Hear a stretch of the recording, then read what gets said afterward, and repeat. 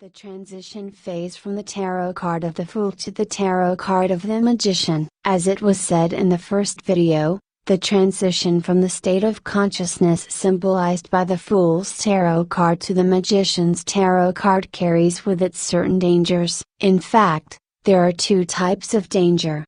The first is for people to start the path, start with spiritual and mental training that is necessary for this type of work. They master the technique of creative visualization, which is actually the basis of magical operations to transform desires from mental and emotional planes to the plane of physical reality. They achieve the realization of certain desires or changes in accordance with their will, due to improved living conditions fall into a state of inactivity and enjoyment, leave the path and turn to earthly joys, which inevitably brings them back to the beginning of the path, to the state of the Holy Fool. Spiritual training is the more difficult of the two mentioned and refers to listing and overcoming our negative attitudes and being confident for this purpose. It is good to keep a diary in which we can list all our bad qualities and ways of their manifestation in our lives. In this diary it is also good to write down our limiting attitudes in relation to other people,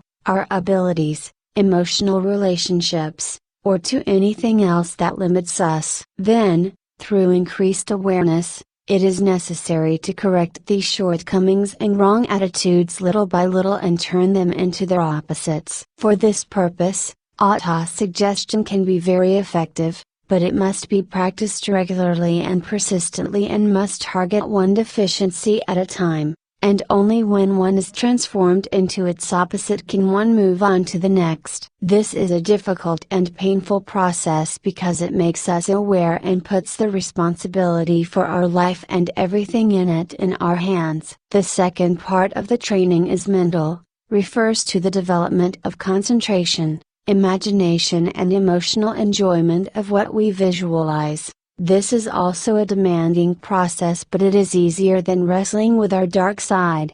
Cases happen, people who are more seriously interested in this type of work will really start with mental training, developing concentration, imagination and emotional immersion in their psychic creations, and if they persist on the path for several months of persistent work, the imagination will gain clarity, accompanied by emotions of fulfillment, and the process will start to work. But this is where the biggest trap on the way is hidden. If people have developed their psychic abilities to the necessary level to bring down their mental creations to the material plane, and have not cleansed themselves of their negative beliefs and attitudes, enhanced imagination will not act only when they are in a meditative state of consciousness already during the whole day. If they tend to think negatively and indulge in it, regardless of recalling bad memories or imagining future events that have yet to happen, they will attract even greater misfortune to themselves,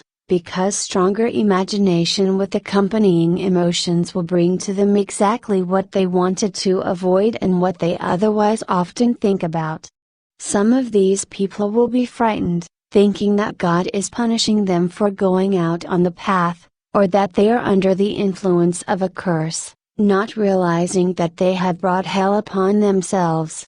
That many artists, writers, poets, painters experienced extremely tragic fates. Exactly what I wrote about above happened to them. Through persistent work in their fields, painting, writing, they developed imagination and concentration, often enjoying their work, becoming one with Him. They raised their mental capacity to the level necessary for materialization, but they did not change their attitudes, they did not change their negative beliefs.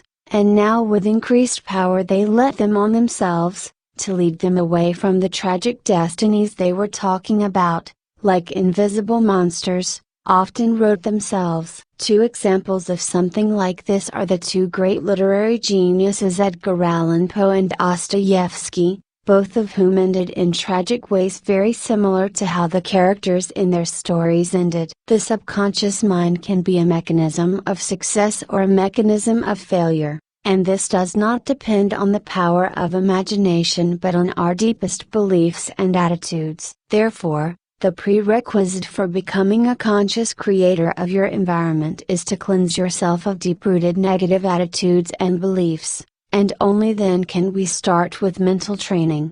Changing our attitudes is painful and time-consuming, but it is profitable and brings much more than it costs us. Most people will consciously choose to stay for the rest of their lives in the tarot card Fool, because they are afraid of the effort in taking responsibility for their life. Would get into a situation where they see themselves as the source of everything that happens to them, and that would mean that there is no shifting of blame to anyone but ourselves, which unfortunately does not suit most people. For those others who are determined to persevere, in the next video I will give the best method of cleaning the subconscious that I know of. If you are interested in anything, ask me in the comments. See you soon in the new video.